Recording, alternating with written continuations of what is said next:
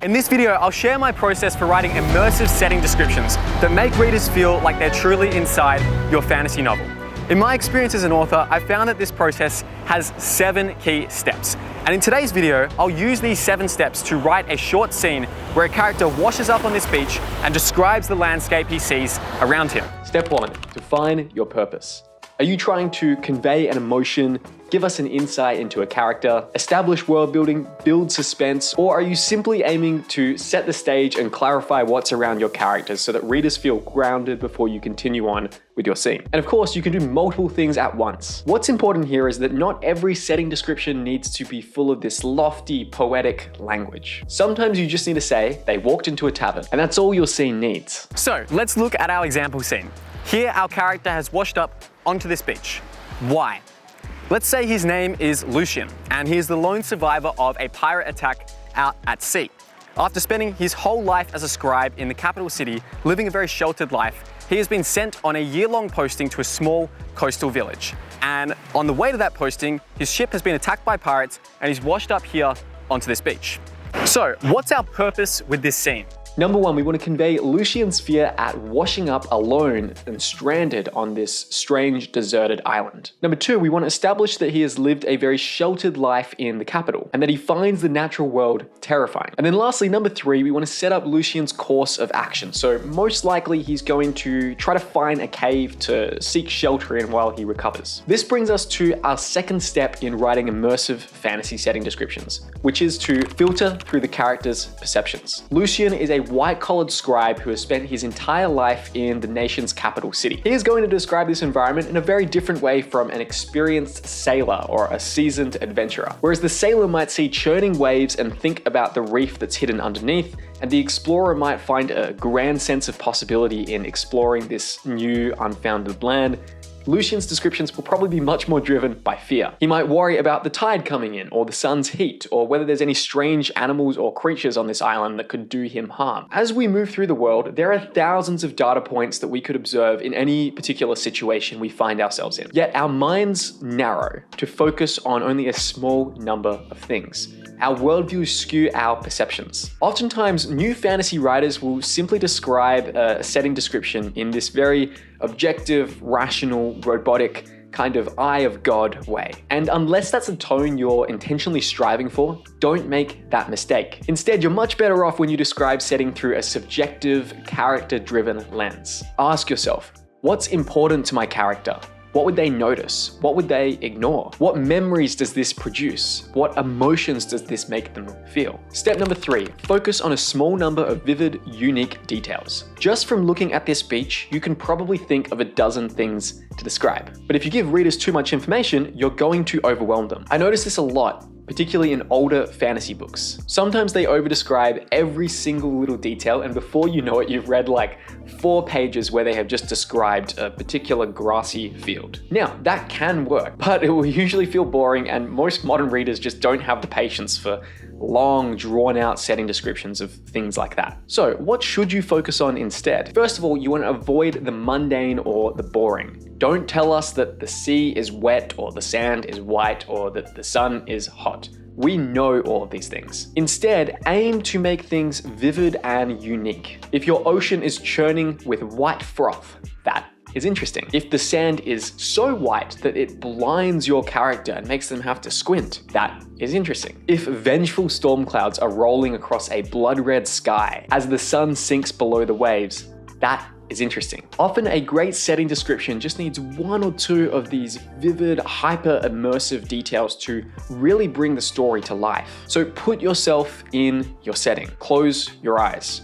Really try to feel what it's like to be there as your character in this place. If you can actually visit a similar setting to the one you're going to describe in your book, like I've done in this video by going to the beach, then do that. That will help you even more. Then dig past the surface stereotypes of this place, of this setting, and find those one or two really vivid and immersive details that pull the reader in. By the way, if you're liking this video, you might like my free ebook, 5 Lessons That Transformed My Writing. Almost 2,000 writers have gone through the book, and you'll find lesson number 2 particularly useful when it comes to describing immersive fantasy settings. You can read the book for free by going to jenherne.com/lessons, and the link is also in the description down below. Step number 4 is to use all 5 senses. New fantasy writers massively over-rely on sight when it comes to describing things in their stories. All of the focus is on what your characters see. But if you only engage with the visual sense, it massively limits the reader's immersion. In fact, senses like taste, touch, and smell in particular tend to be the most immersive senses for readers. The cool thing for you as a fantasy writer is they're also more suited to a novel,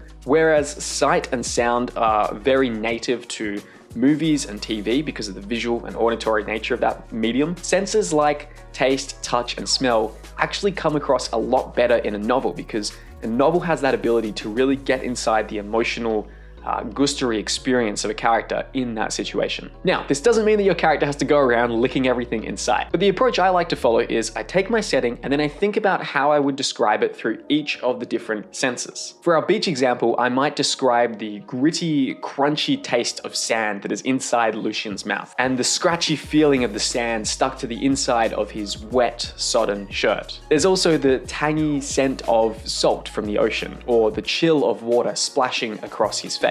Or maybe there's even the feeling of water trickling into his ears, making these little popping noises as it goes in, and temporarily dampening the sound around him until he can tilt his head on the side and kind of whack the water out. And then the sand itself, what is that like? Is it soft and sinking underfoot, or is it quite crunchy and hard as he walks across the surface? You can see here how when we open up to use all 5 senses, we really gain a much deeper level of immersion. Step 5, progress the plot and develop character. You can fill your pages with lyrical, poetic descriptions of rolling green hills, thundering waterfalls, boundless plains, and magical cities that defy belief. But never forget what all your setting description is for. Always be asking, how does this description move my story forward and progress my understanding of these characters? Like I mentioned before, it can be just as simple as setting up the scene around your characters so that they can get to talking, or it could go much deeper. Maybe you describe a cityscape in a very dismissive and condescending way that makes you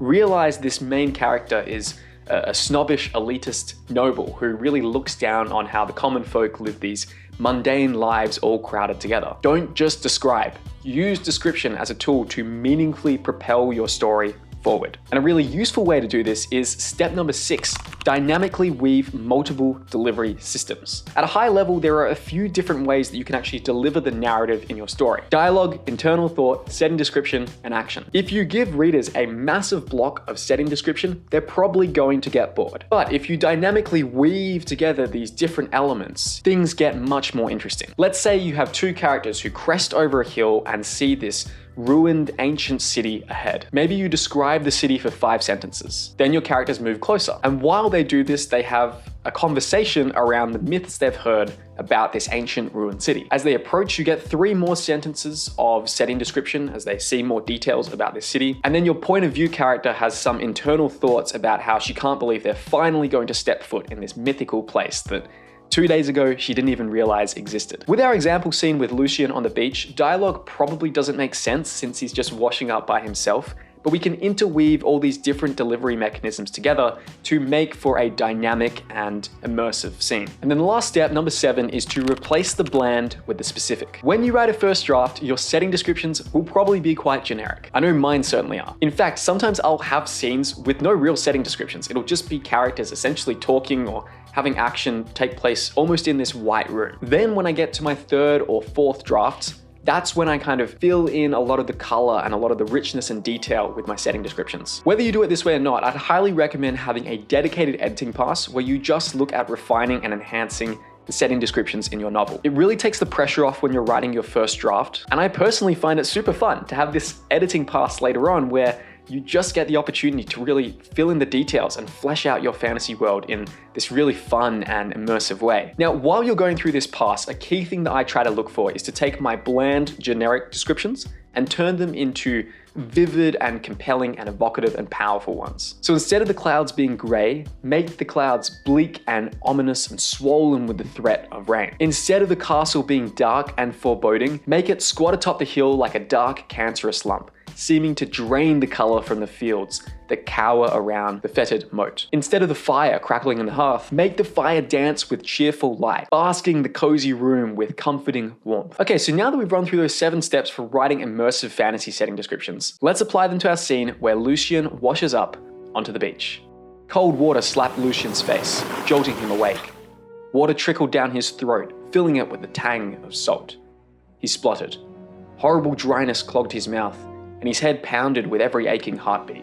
He worked his jaw, and gritty sand crunched between his teeth. Groaning, he opened his eyes. Blinding sunlight stabbed down from above, making him squint. He lay face down on the shore of a beach. Damp sand pressed against his cheek, and the sodden weight of his shirt clung to his back. The water around him was half an inch deep, just enough to sparkle and shimmer as it slid back into the ocean. A wave crashed in the distance. He flinched.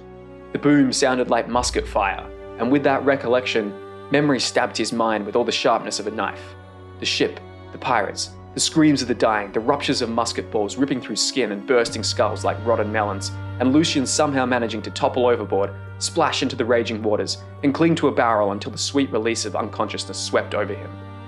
And now, he was here, on the shores of, well, he didn't know.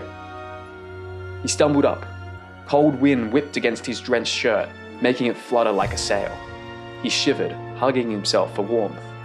Red cliffs rose on the beach ahead. He glanced back at the endless ocean stretching out behind him. There was no sign of any boats. Water lapped against his toes, and as the water drained away, it sucked the sand out from under his heels, making his feet sink. He glanced back at the cliffs. They were tall, taller than he could climb, if he even worked up the courage to do that. Back in the capital, the only thing he'd climbed were the ladders in the university library. The memory of that place filled him with longing. He fought the urge to sob. Why had the Chancellor forced him to leave? A fresh wave lapped against his calf. He remembered the captain's warning about the tides around these islands, and he gulped. He had to find a way up those cliffs before the tide came in any further. And that's our scene. The beach footage in this video comes from a recent holiday I took up to the northwest of Australia. If you want to see more photos and videos from that trip, you can go ahead and follow me on Instagram. You can find me at Herne. Instagram is a great place where you can see what I'm up to outside of writing. There's a lot of bouldering and climbing videos on there as well. So it's a great place to connect with me if you haven't already. And I also occasionally post stories about the books that I'm reading there as well. Thanks for watching. And for those of you who are committed to writing vivid and immersive fantasy stories, to you I say, keep striving and keep writing. Cheers, and I'll see you in the next video.